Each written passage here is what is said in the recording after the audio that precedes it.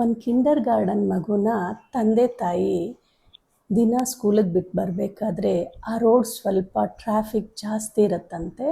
ಆ ಮಗು ಎಷ್ಟೇ ಕೈನ ಬಿಡಿಸ್ಕೊಳ್ಳೋಕ್ಕೆ ಟ್ರೈ ಮಾಡಿದ್ರು ಕೈ ಇಟ್ಕೊಂಡೇ ರೋಡ್ ದಾಟಿಸ್ಬಿಟ್ಟು ಸ್ಕೂಲಿಗೆ ಬಿಟ್ಟು ಬರ್ತಾರಂತೆ.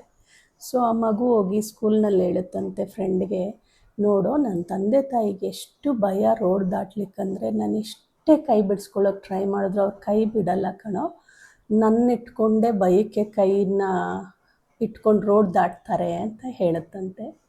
ಆ ಮಗು ಹೌದೇನೋ, ಅದು ಅದೇ ಫ್ರೀಕ್ವೆನ್ಸಿಲಿರುತ್ತೆ, ಚಿಕ್ಕದು, ಅದಕ್ಕೇನು ಗೊತ್ತಾಗುತ್ತಲ್ವ.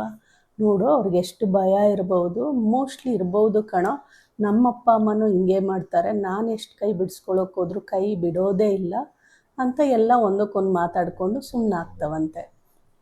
ಅದೇ ಅಪ್ಪನಿಗೂ ಮನೆಯಲ್ಲೂ ಬಂದು ಪೇರೆಂಟ್ಸ್ಗೂ ಹೇಳ್ತಾರಂತೆ, ಅಪ್ಪ ಅಮ್ಮ ನಿಮ್ಗೆ ಯಾಕೆ ಇಷ್ಟು ಭಯ, ರೋಡ್ ಇಟ್ಕೊಂಡು ನನ್ನ ಕೈ ಇಟ್ಕೊಂಡು ರೋಡ್ ದಾಟ್ತಿರಲ್ಲ, ಸ್ವಲ್ಪವಾದರೂ ಧೈರ್ಯವಾಗಿರಬಾರ್ದ ನೀವು ಅಂತ ಕೇಳ್ತವಂತೆ. ಅಪ್ಪ ಅಮ್ಮ ನಕ್ಬಿಟ್ಟು ಸುಮ್ಮನಾಗ್ತಾರಂತೆ.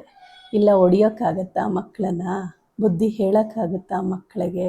ಸೊ ನಕ್ಬಿಟ್ಟು ಸುಮ್ಮನೆ ಆಗಿಬಿಡ್ತಾರಂತೆ. ಅವನು ಸ್ವಲ್ಪ ದೊಡ್ಡವನಾದಮೇಲೆ ರಿಯಲೈಸ್ ಆದಾಗ ಅನಿಸುತ್ತಂತೆ, ನಾನು ಎಂಥ ಬುದ್ಧಿವಂತ ಇದ್ದೆ ಅಲ್ವಾ ಅಂತ.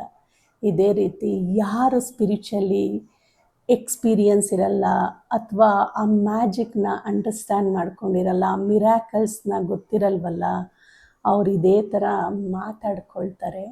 ಸೊ ನಾವು ಅದ್ರ ಬಗ್ಗೆ ಗಮನ ಕೊಡಬೇಕಾ?